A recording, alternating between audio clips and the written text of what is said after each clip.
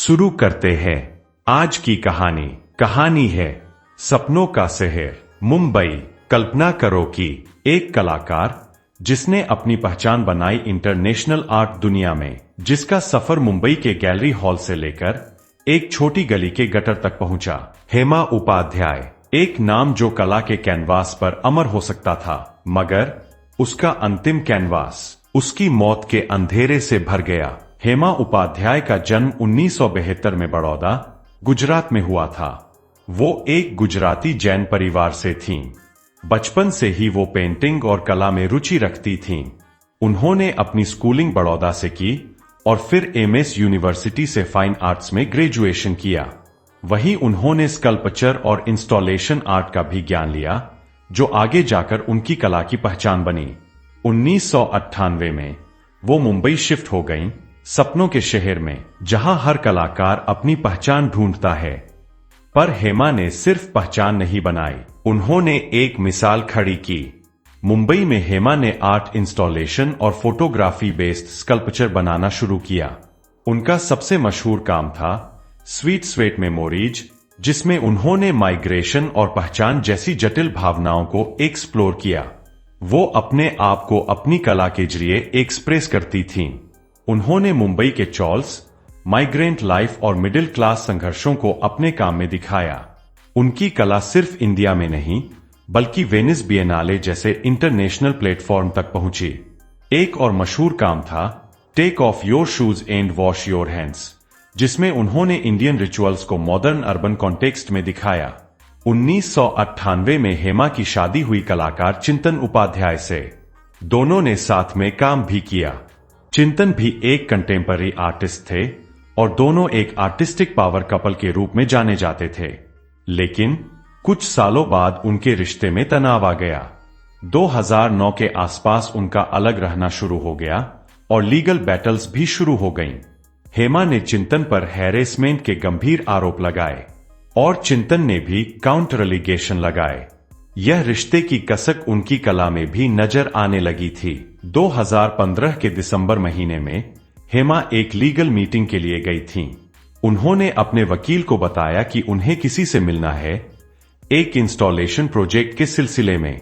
यही उनका अंतिम दिन साबित हुआ। 12 दिसंबर 2015 को हेमा अपने ड्राइवर के साथ सांता क्रूज गईं और वहां से कभी वापस नहीं आईं। उनके साथ उनके वकील हरीश भामभानी भी लापता हो गए। परिवार ने मिसिंग रिपोर्ट दर्ज करवाई। 13 दिसंबर को मुंबई के कांदिवली इलाके में एक गटर से 2 कार्डबोर्ड बॉक्स मिले। उन बॉक्सों में 2 लाशें थीं, एक औरत की और एक आदमी की।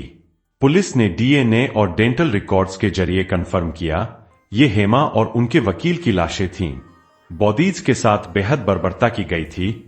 चाकू से वार, ब्लंट टूल से मारा गया था। ये डबल मर्डर मुंबई की कला और लीगल सर्कल को हिला देने वाला था। पुलिस ने सीसीटीवी फुटेज, मोबाइल रिकॉर्ड्स और कॉल डिटेल्स खंगाले। जांच में एक नाम सामने आया, विद्याधर राजभर, जो हेमा के लिए आर्ट इंस्टॉलेशन बनाने का काम करता था। वो एक फैब्रिकेटर था। विद्याधर ने मर्डर के लिए कुछ लोगों की मदद ली थी। उन्होंने कन्फेशन दिया कि उन्हें हेमा को मारने का सुपारी मिला था और प्लानिंग पहले से चल रही थी।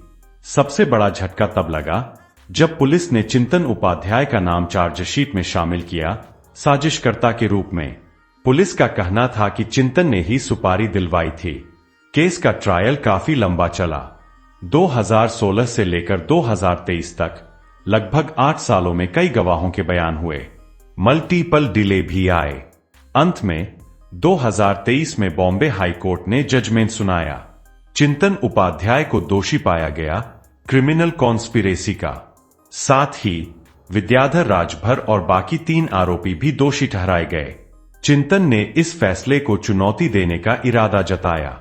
ये फैसला एक मिसाल बना कि कला की दुनिया के पर्दे के पीछे भी कितने गहरे राज छिपे होते हैं। हेमा उपाध्याय एक टैलेंटेड आर्टिस्ट थीं। उनका जीवन माइग्रेशन, संघर्ष, पहचान और कला से जुड़ा था। उनका अंतिम सफर एक कलाकार के लिए सबसे दर्दनाक कहानी बन गया। हेमा की आर्ट इंस्टॉलेशन आज भी गैलरीज में है, मगर उनका सबसे आखिरी इंस्टॉलेशन उनकी खुद की कहानी बन गई। एक कलाकार, एक औरत, एक आवाज जो अब खामोश है, लेकिन उसकी कला की गूंज आज भी जिंदा है। अगर आपको हमारी मेहनत पसंद आई हो तो इस वीडियो को लाइक करते हुए शेयर भी जरूर करें। अगर आपने अब तक क्राइम का खेल चैनल को सब्सक्राइब नहीं किया है तो चैनल को सब्सक्राइब कर बेल आइकन जरूर दबा ले। क्राइम की दुनिया से जुड़ी ऐसी ही कहानियों के लिए हमारे साथ लगातार जुड़े रहे। धन्यवाद।